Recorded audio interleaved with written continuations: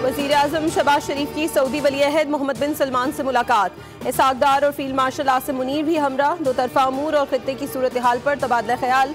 वज़ीर आला वली अहद मोहम्मद बिन सलमान से मुलाकात के लिए कस्र यमामा पहुंचे। शाही दीवान पहुंचने पर वज़ीर आज़म का सऊदी शाही प्रोटोकॉल के साथ इस्तकबाल किया गया। वज़ीर आज़म शहबाज शरीफ की सऊदी अरब आमद पर सऊदी फ़ज़ाई हुदूद में दाखिले पर F-15 लड़ाका तैयारों ने इस्तकबाल किया।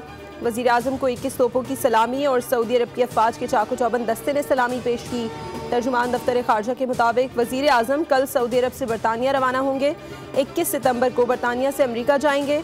वज़ीर आज़म 22 सितंबर को न्यूयॉर्क में फ़लस्तीन से मुतालिक सरबराह कॉन्फ्रेंस में शिरकत करेंगे।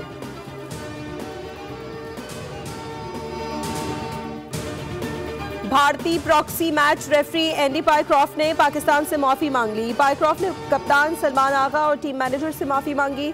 चेयरमैन PCB मोहसिन नकवी ने प्रेस कॉन्फ्रेंस में बताया कि एक बहरान चल रहा था, मैच रेफरी पर एतराज़ था, लेकिन कुछ देर पहले उसने माजरत की।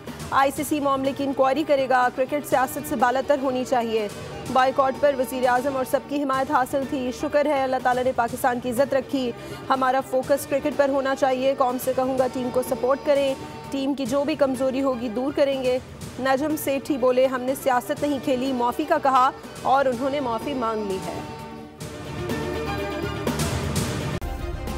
सब्सक्राइब करें और बेल दबाएं ताकि कोई खबर रह न जाए।